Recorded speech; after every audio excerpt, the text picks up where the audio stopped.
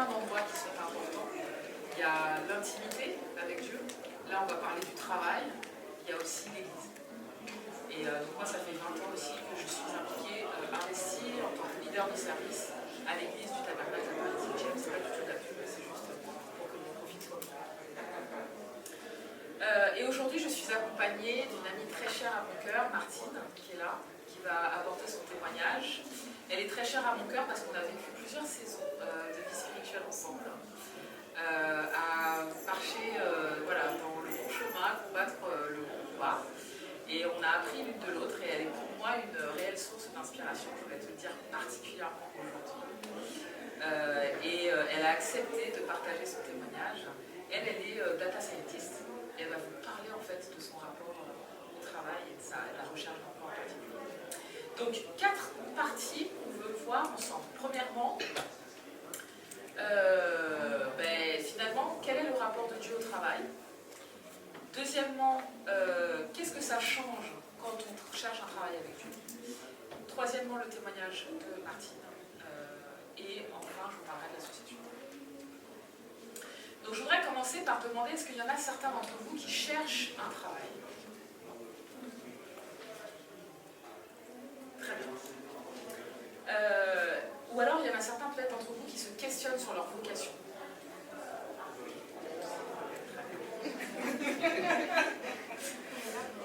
Génial, j'ai une bonne nouvelle. La première bonne nouvelle du jour, c'est que vous avez déjà un travail. Déjà, vous l'avez déjà. Vous avez déjà une vocation. Parce que quand on est en Christ, on a accepté de faire de notre Seigneur Jésus notre Sauveur, d'appeler Dieu notre Père, et en cela, Dieu nous a déjà confié la mission principale de notre vie, qui est en fait notre travail. Et ensuite, cette mission principale de notre vie va s'appliquer à des endroits, à des lieux différents. Mais nous avons déjà tous un travail. On va y revenir. Dans le travail, ce qu'on aime, ce qu'on cherche en général, c'est de se développer, de se sentir utile. Ce qu'on cherche, c'est de produire et d'avoir de l'impact. Ce qu'on cherche, c'est de créer des liens. Est-ce que c'est ça ce que vous recherchez? Quand vous pensez à votre vocation, se développer, servir, être utile, produire et avoir de l'impact, créer des liens, rencontrer des gens. Et en fait, ça, c'est ce que les sociologues ont défini comme ce qu'on appelle le sens au travail. Mais en réalité, c'est ce que Dieu lui-même a défini comme étant son rapport, lui, son rapport. Le Seigneur Jésus nous a dit, allez et faites de toutes les nations des disciples. C'est ça notre mission. Et ça, très très très important de la comprendre, parce qu'elle doit habiter tout notre être du lundi au vendredi. Du lundi au dimanche. Du lundi au dimanche. Et particulièrement du lundi au vendredi, mais en vérité toute notre vie, tous les jours. Et c'est ça notre travail. Quand je considère que mon travail, que ma recherche, que le but de ma vie, c'est de faire des nations des disciples, je ne cherche pas un emploi d'abord pour son niveau de salaire.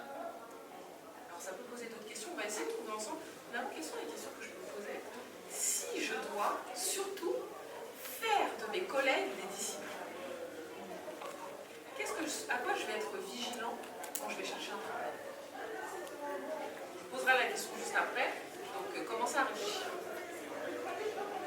Donc on a été créé à l'image de Dieu, et c'est vrai que se développer et se sentir utile, c'est une volonté effectivement de Dieu. Quand il a créé les cieux et la terre, le Seigneur Dieu nous a montré qu'il était ambitieux. Patrick l'a rappelé ce matin. Il a fini de créer et il a dit, allez et remplissez toute la terre. Vous êtes 2 personnes, hommes, femmes, et vous allez remplir la terre entière. C'est pas l'ambition. Ensuite, le parcours sacrificiel de Jésus.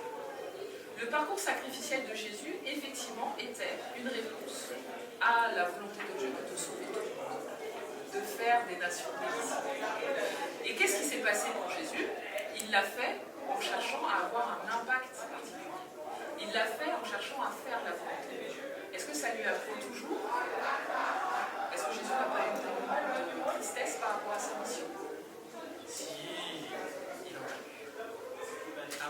il a même crié à Dieu. Il en a eu. Et ensuite, pour autant, il est allé jusqu'au bout de sa mission. Pour autant, il a été jusqu'au bout de ce ministère que Dieu lui a confié. Et ensuite, la mission qui nous est confiée à nous, en Matthieu 6, verset 33, c'est faites du royaume de Dieu, de ce qui est juste à ses yeux, votre préoccupation. Et tout le reste, pas, non mais l'argent ça va être compliqué. Faites du royaume des cieux votre préoccupation première. Ça, c'est pas faites de ça votre préoccupation première et je vais m'occuper de à peu près tout. Non, je vais m'occuper de tout. Notre travail, donc il est consolidé ici, notre travail du quotidien, notre vocation de vie, elle est de plaire à Dieu. Donc je reprends les trois notions, de nous développer notre relation avec Dieu, de nous sentir utiles au royaume de Dieu, de produire des disciples, d'apporter la bonne nouvelle au plus grand nombre, d'avoir un impact quand on apporte la bonne nouvelle au plus grand nombre, et d'utiliser notre vie, nos relations, les personnes que Dieu place sur notre chemin, notre prochain, d'utiliser ces liens-là pour justement manifester notre identité en Christ. Donc je vous pose la question maintenant, on va essayer de raisonner ensemble. À partir du moment où je me dis en fait, mon travail est un moyen pour mon travail. C'est-à-dire quand je suis en activité professionnelle, entre guillemets, terre à terre, c'est un moyen pour le travail que Dieu m'a confié, qui est de faire des nations, des disciples, que d'être dans l'identité de Christ et que de renforcer ma relation avec Dieu au quotidien. Alors finalement, comment je vais regarder les offres d'emploi qui me sont proposées? Comment je vais répondre aux questions d'un recruteur? Comment je vais d'ailleurs chercher le travail qui sera le moyen de mon but? Est-ce que ça change? Est-ce que vous avez des réponses? On peut partager un petit peu. Qu'est-ce que vous allez chercher si votre travail doit être uniquement le moyen de faire des disciples?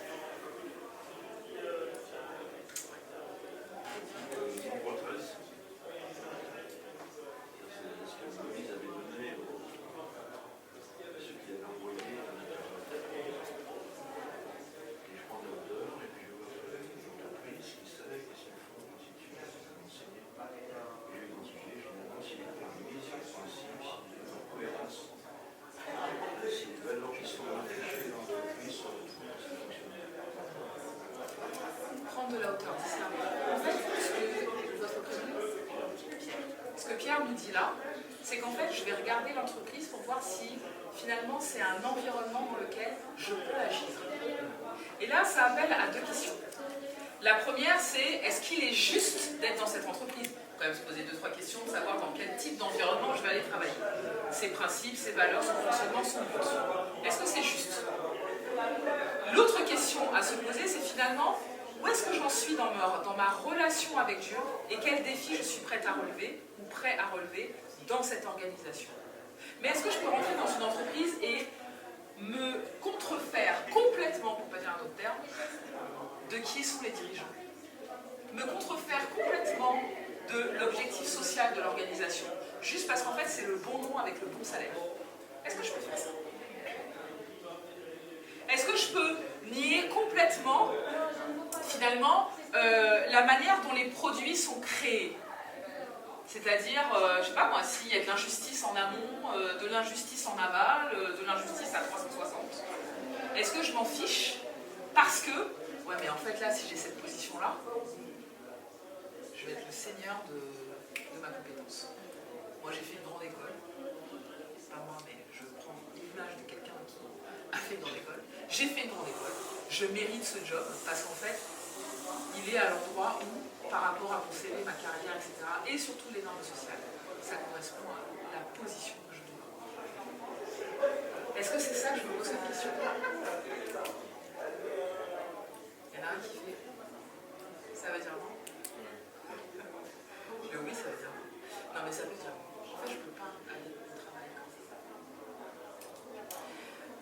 cas, et c'est ce qu'on va voir dans les exemples, je peux aller au travail comme ça, en me disant, ok, j'ai vu le défi. L'entreprise est injuste dans son mode de fonctionnement. L'entreprise a un positionnement qui devrait être amélioré. Les relations sociales dans l'organisation ne sont pas au beau fixe. Je peux y aller, si et seulement si quoi. Par exemple, si je veux avoir un impact là-dessus. Et si et seulement si quoi en amont, quelle question je dois me poser en amont? Est-ce que j'ai les dispositions? Et les dispositions, ce n'est pas les compétences de ton CV. C'est quoi? Ouais. Alors c'est toujours la volonté de Dieu de faire justice, paix, amour, etc. Donc ça, pas de souci. Mais est-ce que c'est la volonté de Dieu pour ma vie? Ouais. Pour là, ma saison, là où j'en suis avec lui, quel défi Dieu me propose de relever dans cette entreprise? Et tous les matins, quand j'y vais, tous les matins, mon objectif, ce n'est pas d'aller négocier mon salaire, parce que ça viendra. Je vous raconterai mon expérience. Mais mon objectif, c'est qu'est-ce que Dieu veut que je fasse ce matin pour avoir de l'impact, mais de l'impact spirituel. De l'impact spirituel. Et il se trouve que comme Dieu est parfait, mon impact spirituel, c'est-à-dire ce que je vais mettre à son service, il va le transformer en produit, il va le transformer en service utile, il va le transformer en bénéfice, bien sûr. Dieu, il n'a pas de problème avec l'argent, hein. C'est nous qui avons un problème avec l'argent. Dieu, il est riche, plus que tout le monde. Nous, on a un problème avec l'argent. Et Jésus nous l'a dit, ça transforme notre cœur. Donc on fait attention à ça. Mais Dieu, lui, il n'a pas de problème avec l'argent. Donc en fait, s'il veut nous utiliser pour produire de la valeur financière monétaire, il va le faire. Mais c'est ça mon avis. Parce que quand nous, notre cœur commence à dire je vais être riche, je vais être riche, je vais être riche, il y a beaucoup de choses qu'on se perd. Ça va jusque-là? On répond très vite à la question qu'est-ce qu'on cherche quand on cherche un travail pour Dieu? On cherche tout simplement à avoir une bonne relation avec notre Dieu, à faire sa volonté et à pouvoir parler à nos collègues de lui. Et si je choisis une entreprise dans laquelle je sais que ça va être dur de témoigner, je le fais si j'ai prié et que Dieu m'a dit vas-y, je t'équipe, je vais t'équiper. Vas-y, les situations, je vais te les vas-y, en fait, je suis avec toi.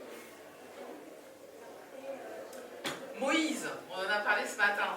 On a un peu spoilé mon sujet. Non, mais c'est pas grave parce qu'en fait, il paraît qu'on apprend mieux quand on répète. Donc, on va répéter un peu. Moïse. Moïse, en fait, quand il a eu son parcours, alors il y a plusieurs choses à dire sur Moïse. Quand il a eu son parcours, en fait, Moïse, de son parcours de vie, il a d'abord eu un parcours dans lequel ses compétences se sont mises en action. Les compétences vraiment techniques, intellectuelles, etc. se sont mises en action. Et il a été dans l'empire du pharaon utile en fait, à un certain nombre de choses de type gestion. Et à un moment donné, Dieu avait un plan. En le qualifiant ainsi, il l'a amené en fait à son but ultime. Il était déjà gestionnaire et puis il est devenu effectivement le sauveur de l'ensemble du peuple d'Israël. Et en fait, ce que ça révèle, c'est que vous pouvez avoir une saison, on n'est pas en train de dire que vous êtes dans une saison aujourd'hui, vous avez un travail, pour l'instant vous ne voyez pas encore exactement l'impact de la mission pour Dieu, mais vous êtes en train de qualifier des compétences, entre guillemets, c'est OK. D'accord? C'est-à-dire qu'en fait, Dieu fait ça aussi. Il vous fait passer par une saison, mais attention, c'est pour vous préparer. Dieu, il est toujours en train de préparer quelque chose. C'est nous, on se perd des fois, on va. Mais Dieu est toujours en train de préparer quelque chose. Donc en fait, vous êtes comme ça dans un parcours professionnel, vous êtes en train de le qualifier, faites-le bien. Parce que Dieu est en train de préparer quelque chose. Parce que ça agrée le Seigneur de vous voir en action. Donc qualifiez vos compétences, même quand on... Il y a plusieurs versets qui disent ça dans la Bible. Hein, quand on ne vous regarde pas. Quand vous êtes le stagiaire. Dieu est en train de préparer. Il fait pas... Et comme en fait on a compris que la préparation de notre parcours professionnel, ce n'est pas pour le poste, ce n'est pas fondamentalement pour l'entreprise. Bien sûr, il faut aimer quand même l'entreprise, qu'on a dit en disant, il faut regarder ses principes, ça. C'est une façon de dire, je vais aimer en fait l'endroit où je vais aller. Je lie mon cœur à ça. Donc j'y vais pas sans réfléchir. Je lis mon esprit, mon intelligence et mon cœur. Mais en fait, le but ultime, c'est pas ça. Le but ultime, c'est la volonté de Dieu et c'est effectivement son regard, son jugement sur ce que l'on fait. Donc effectivement, là où je voulais en venir, c'est que quand on est en train de servir en tant que stagiaire, on ne sert pas pour les managers qui nous regardent. C'est logique. On sert pour le Dieu qui est là et qui nous prépare quelque chose. C'est pour lui qu'on travaille. Ça aussi, je l'ai vécu. En fait, le but, c'est pas tellement raconter la vérité. Je ne vais peut-être pas faire beaucoup de témoignages, il y a un article qui va raconter. Mais ce que je vous raconte là, ce sont des choses que moi-même j'ai pu expérimenter. Et Dieu m'a permis de comprendre les positions dans lesquelles j'ai été à certains moments après les avoir vécues. Je me dis, ah, c'est ça, moi, quand j'étais stagiaire et que je faisais le job du responsable et qu'on ne me payait pas pour ça, ah, j'étais en train de travailler pour mon Seigneur, c'est ça qui m'habitait. D'accord. J'ai compris ça après. Mais c'est pas grave, vous pouvez le comprendre maintenant. Et on va avancer. Donc Moïse, il a déjà d'abord eu un parcours de qualification de ses compétences. Et ensuite, il a été missionné de façon particulière. Et l'autre point, c'est qu'à un moment donné, dans Exode 4, verset 2, Dieu lui dit, mais qu'est-ce que tu as en main là? Tu as un bâton? Je vais faire quelque chose avec ça. Donc, tant qu'on est dans un parcours où on cherche la volonté de Dieu, on se lève chaque matin en disant, Seigneur, là, en fait, ma journée, je te la dédie. Quoi que l'on fasse, à un moment donné, ce qu'on a là, il n'y a rien qui peut empêcher la puissance et la suite. Dieu dit même que si on n'est pas prêt, il prendra des pierres et il fera ce qu'il a à faire. Donc en fait, c'est pas le fait qu'on ait aujourd'hui telle compétence, tel job, tel cadre, qu'on soit juste la personne, entre guillemets, c'est possible que dans l'entreprise, on n'écoute pas pour l'instant. Qualifions nos compétences. Cherchons à faire la volonté de Dieu. Et à un moment donné, notre mission va arriver. Dieu fera quelque chose. Deuxième exemple, c'est Esther. Alors Esther, c'est encore un autre parcours. Alors j'ai pris forcément un autre. Esther, c'est un autre parcours. Elle a eu accès à des qualités humaines hyper shiny. Elle était belle. Elle était très belle. Et bien c'est pareil, dans le contexte dans lequel elle était, elle avait quand même ce cœur pour le Seigneur. Et en fait, à un moment donné, Dieu s'est révélé au travers de ce qu'il lui avait donné, c'est-à-dire une beauté particulière. Alors en l'occurrence, une beauté particulière et il a donné aussi la possibilité au roi d'apprécier cette beauté. Je pense que ça va dans les deux sens. C'est pas juste la beauté particulière, mais c'est la beauté particulière qui est vue par quelqu'un. Donc Dieu a convaincu aussi le cœur du roi. Et à un moment donné, tout ça, ces conditions-là, ont permis à Esther de manifester en fait son attachement au Seigneur, parce qu'elle a utilisé son influence, c'est-à-dire l'impact qu'elle avait, pour faire la volonté de Dieu et sauver son peuple. Donc la mission que Dieu veut nous confier, elle peut venir au cours d'un parcours, en utilisant les compétences qu'on est en train de qualifier, en utilisant les dons naturels qu'il nous a donnés. Et tout ça nécessite que quand on se met en recherche d'emploi, Thomas a compris tout ça, quand on se met en recherche d'emploi, ce qu'il faut que nous questionnions, c'est pas qu'est-ce que l'école que j'ai faite m'a dit que je devais devenir, mais c'est que finalement, dans ma relation avec Dieu, qu'est-ce que j'ai compris de ce qu'il m'a donné. Et c'est là où la présence dans l'Église peut être importante. Parce que qu'est-ce que mes frères et sœurs apprécient particulièrement chez moi dans ma façon de les édifier pour le royaume de Dieu? Et de quelle compétence s'agit-il? Et quelle est cette compétence que je peux effectivement révéler au travail, même quand mon patron ne me demande pas de le faire? Parce que je ne cherche pas la gloire de mon patron, enfin, le plaisir de mon patron. Je cherche le plaisir de Dieu. Est-ce que vous me suivez? Alors du coup, ça transforme complètement notre façon d'être au travail.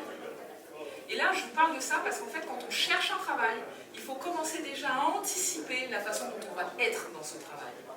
C'est important parce que, comme on accompagne dans le réseau Lumière, on accompagne des gens vers l'emploi, on parle déjà de finalement, qu'est-ce que tu vas être dans ce travail? Qu'est-ce que tu veux donner à cette entreprise? Tu as prévu de donner quoi?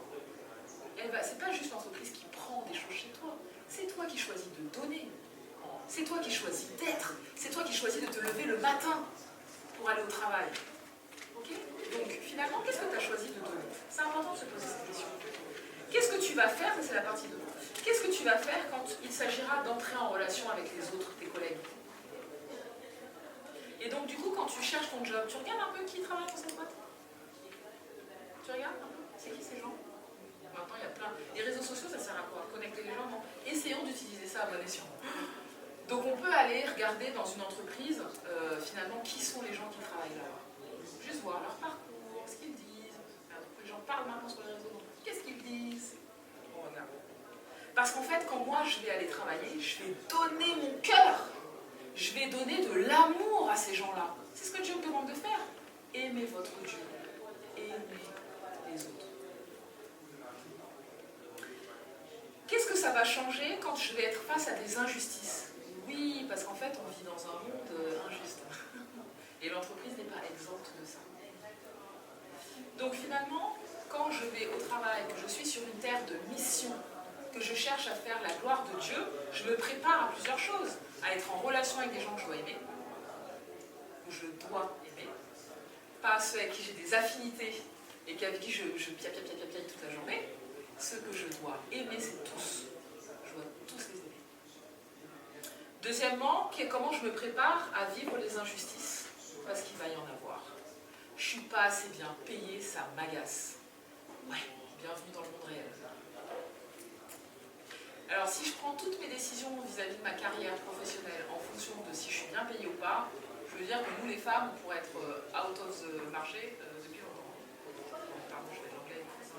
Vous voyez ce que je veux dire? Donc, qu'est-ce que je me prépare à être quand je vais vivre les injustices dans l'entreprise? Ou alors, un travail que j'ai fait, c'est mon manager qui me présente en ligne. Ou alors, un conseil que j'ai donné à une collègue et qu'elle le réexploite pour se valoriser elle-même. Ben, c'est pas ça qui doit me faire quitter l'entreprise. Je suis prêt. J'ai préparé tout ça avec mon Seigneur, parce qu'en fait, je ne suis pas là pour l'entreprise et pour ma gloire. Je suis là pour servir mon Dieu et son royaume. Donc tout ça, il faut que je m'y prépare. Et tout ça, ça se prépare bien évidemment dans la méditation, dans la prière. Soyez dans une église pour vous qualifier, parce qu'en fait, c'est dans l'église qu'on se qualifie en tant que chrétien. Et ensuite, on est prêt à aller dans le monde en tant que lumière. Comment je vais agir dans l'entreprise quand il s'agira de faire valoir la vérité? De dire non au mensonge. Quand on me demandera de tricher sur un document. Quand on me demande... Ça va arriver, en fait. Juste, ça va arriver. Quand on me demandera de mentir sur mes expériences. Quand on me demandera de dire qu'un tel a dit ça, parce qu'en fait, comme ça fait un dossier de licenciement plus simple. Ça va arriver, les amis. Ne soyez pas surpris, en fait. Moi, j'ai vu beaucoup de chrétiens dans mon entreprise qui, en fait, venaient dans l'entreprise en disant « mais l'entreprise, c'est le diable ». Et donc, ils sont là en mode combattant, quoi. Ils sont là pour j'ai jamais compris cette notion. Ils sont là pour combattre justement l'entreprise parce qu'en fait, ils ne voient que les injustices, le manque de vérité, etc. Mais juste le monde entier, comme ça. Et Dieu ne nous a pas dit de nous battre contre le monde entier. Il nous a dit d'impacter le monde entier par l'amour. Il dit quand on te claque ici, par là-bas. C'est ça qu'il nous a donné. Donc quand on se prépare à aller dans l'organisation de l'entreprise, et qu'on se prépare à être face au mensonge, qu'est-ce qu'on a en nous? Qu'est-ce qu'on a qualifié en nous? Comment on s'est préparé pour faire en sorte d'être prêt à combattre pour la vérité? Et quand je dis combattre, c'est avec sagesse, avec amour, mais en étant ferme, déterminé. La vérité avant tout. Je vous raconte une anecdote, celle-là, je pense qu'elle va intéresser tout le monde. Un jour, moi j'étais, à un moment donné, j'étais commerciale. Donc tout mon salaire était question de ce que j'ai vendu. Et j'ai gagné beaucoup d'argent. Et dans ce contexte-là, à un moment donné, je regarde ma fiche de paye du mois et je me rends compte qu'il y a 1 000 € en trop sur mes variables, sur ma prime variable. Alors, que font la plupart des gens dans ces cas-là? in the pocket. Ils disent rien, n'est-ce pas? Ben, je suis allée voir la comptable, je ne suis pas allée voir mon manager, etc. Je suis allée voir la comptable directement qui faisait les fiches de paie. Je lui ai dit, ah, regarde, en fait, il y a 1000 € en trop sur ma prime, en fait, tu as fait une erreur. Tu peux corriger, s'il te plaît? Et elle me regarde, elle me dit, Hélène, t'es sûre de ce que tu es en train de dire là? Tu veux que je corrige ton salaire pour 1000 € et tout? Franchement, laisse. Je dis, non, je ne veux pas laisser, tu corriges, s'il te plaît. Donc je pars, pour moi, on s'est compris, quoi. Elle m'a proposé un truc, un deal, j'ai dit non. Finalement, mon salaire ne change pas, c'est-à-dire que je vois que la régularisation ne passe pas le mois suivant. Donc ça m'interroge. Donc je vais la revoir et je lui dis, mais tu ne devais pas reprendre 1000 € sur mes primes et tout. Je vois que tu ne l'as pas fait. Et elle me dit, non mais Hélène, tu sais, personne ne fait ça en fait. Pourquoi pourquoi tu demandes ça en fait? Et je lui dis, écoute, ça va être très clair en fait. Je te demande de faire ça. Donc tu le fais en fait. Je te demande pas ton avis en vérité. Elle était abasourdie. Et surtout, ce que j'ai vu à ce moment-là, c'est cette espèce de micro-alliance qu'elle voulait nouer avec moi, sur un mensonge. Et je me suis dit, ça sent le gros piège. Je vais juste pas tomber dedans, là. Hein, pas cette fois. Il y a d'autres pièges dans lesquels on tombe. Mais celui-là, non, il était un petit peu gros pour moi. Et donc, effectivement, ouais, je me dis, non, je modifie mon salaire. Chercher la vérité, même quand ça semble si mielleux que de choisir le mensonge. Et ça va arriver. Ça va arriver. De t'attendre d'abord, ça c'est... Voilà, te préparer à attendre d'abord l'appréciation de Dieu plutôt que celle des hommes. Moi je vois, j'évolue dans le monde des ressources humaines, donc en fait je vois beaucoup de gens qui viennent en entretien annuel comme pour préciser de façon claire, bornée, etc., leurs valeurs. Ils viennent en entretien pour qu'on leur dise exactement quelle est leur valeur. Et bien évidemment pour eux, leur valeur, c'est des félicitations, de la rémunération.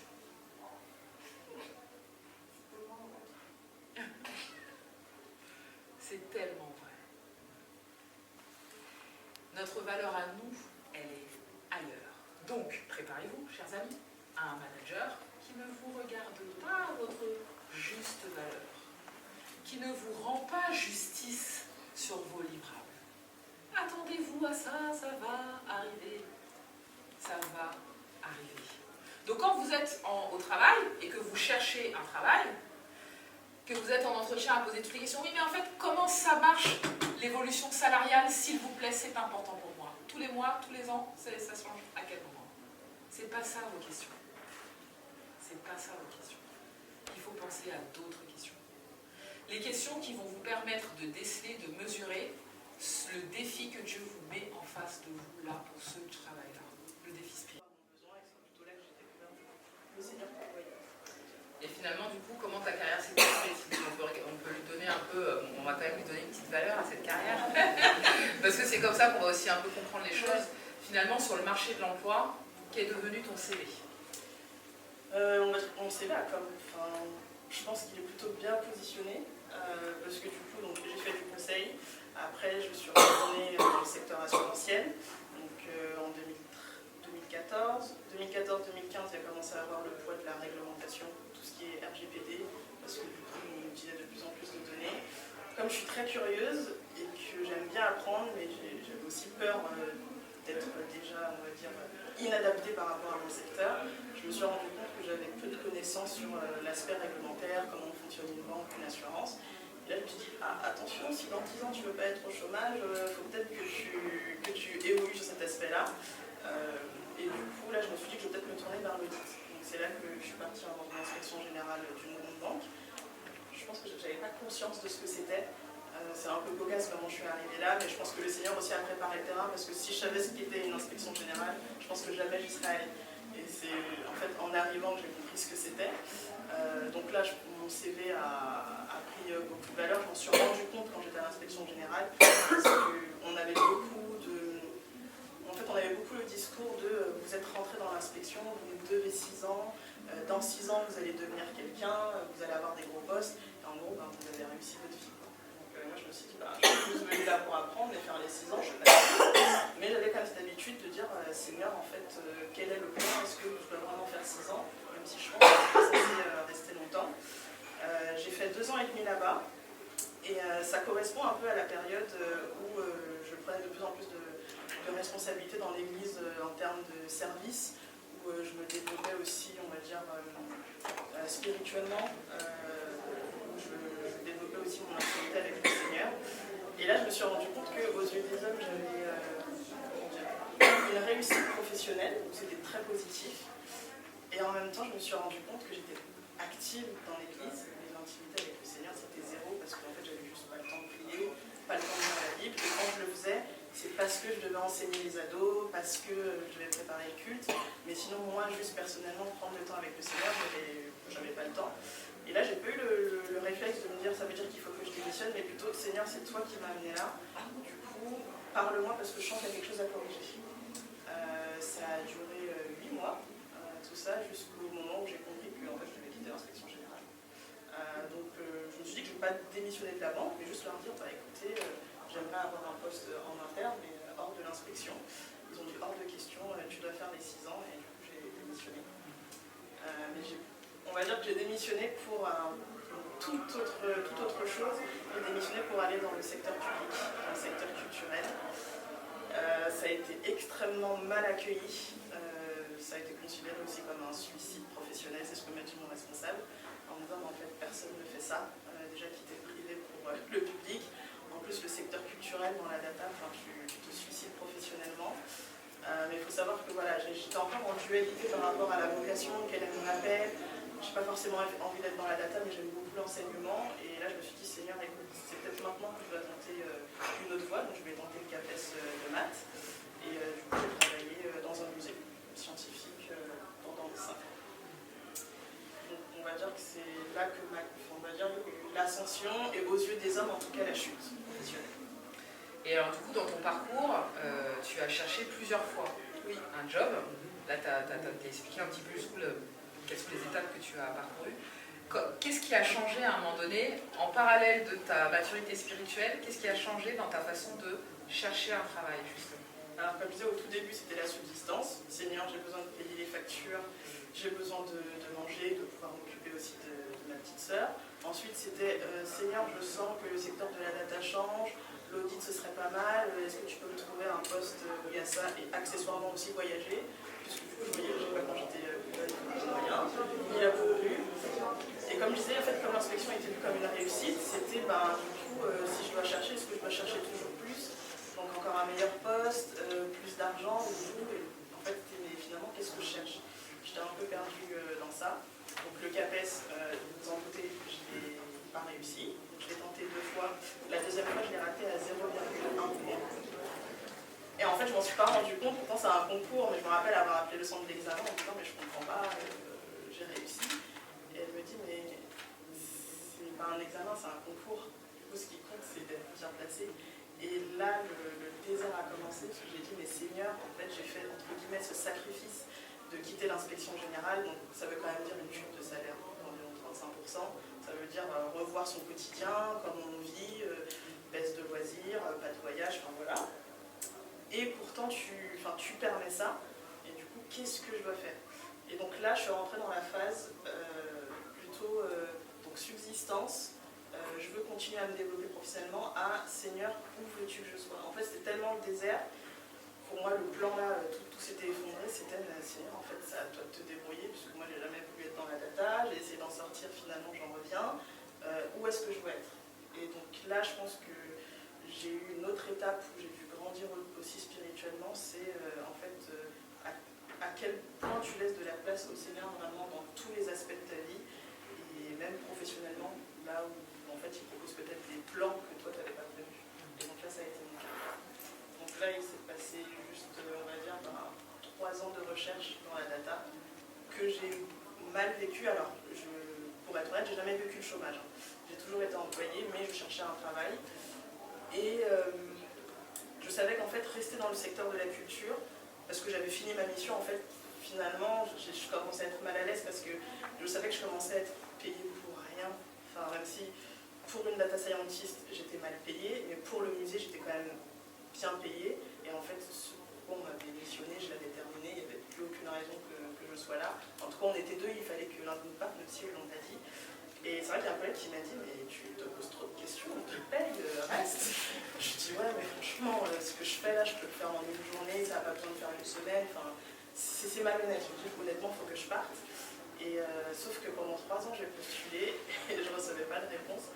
Et là, je l'ai extrêmement mal vécu.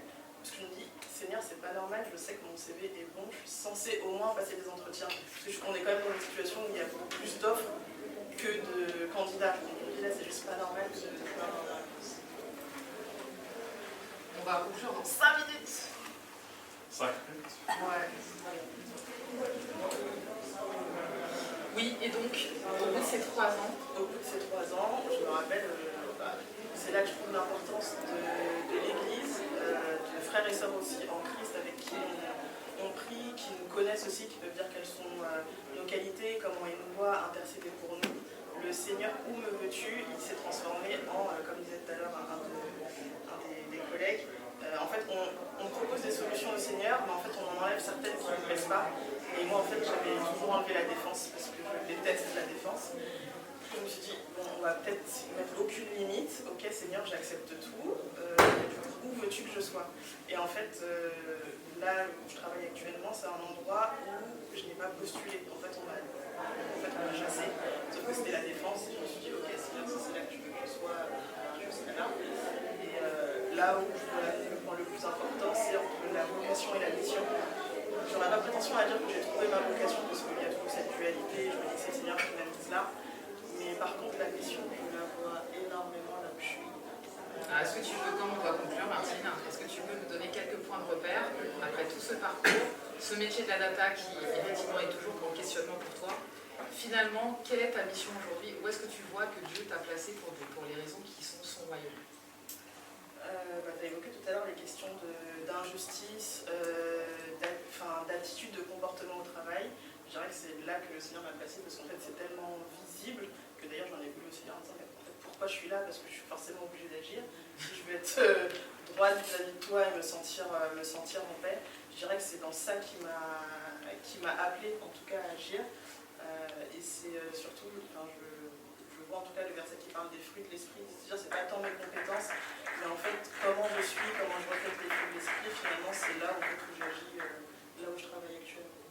Et donc, par exemple, cette semaine, non, parce qu'il faut quand même qu'elle raconte oui, ça. alors du coup, cette Qu'est-ce qui s'est passé cette semaine? En fait, il y a un alternant qui vit une situation d'injustice, de comportement inadapté de la part de son manager. Donc on en discutait avec elle, c'était un sujet de prière. Je suis partie en vacances la semaine dernière, mais avant de partir en vacances, en fait, j'ai remarqué que l'alternant n'allait pas bien. Et c'est là aussi, je pense que des fois, il y a des compétences qui ne sont pas forcément techniques, mais juste le fait de avoir l'habitude de voir son collègue et d'être capable de discerner, là, il a l'air de ne pas être bien, juste se dire, bah, écoute, si tu as besoin de parler, je suis là, je vais juste envoyer ça. Et il m'a dit, ça va pas, j'ai besoin qu'on parle. Et en fait, j'ai pas osé lui dire, en fait, il faut qu'on prie, parce que pour moi, là, c'était la seule solution, je le voyais en détresse. Donc je lui ai rien dit, je me suis dit non, bon, allez, je prie chez moi. Et donc là, on s'est vu lundi, je suis revenue, je lui ai dit alors, comment ça va? Et en fait, je sais pas comment c'est arrivé, mais en fait, j'en suis arrivée à lui partager mon témoignage, à lui parler de Jésus. Et donc là, c'est un jeune musulman, d'arrière-plan musulman, il en vient à me confesser qu'il se pose des questions spirituellement, notamment sur Jésus, qu'il est en recherche spirituelle, et que ça lui fait plaisir en fait qu'on parle de ça, et que pendant ma semaine de congé, il a remarqué un changement de son manager. En tout cas, ça s'est calmé, donc il a pu souffler et se sentir mieux. Et du coup, il m'a dit, Martine, j'aimerais qu'on poursuive en tout cas cette discussion. Et juste ça, je me suis dit, Seigneur, ce matin, j'avais pas envie de me lever parce que c'était le retour des vacances. Je me suis dit, mais qu'est-ce que je fais là? Et juste le fait d'avoir cet échange avec lui, je me suis dit, ok, en tout cas, il y a des choses à faire. Si c'est pas purement sur le travail, en tout cas, dans les relations, il y a un impact à avoir et essayer de refléter Christ. Et ça, j'ai eu cette discussion juste parce que j'ai détecté qu'il allait pas bien. C'est tout ce qu'on voulait vous partager.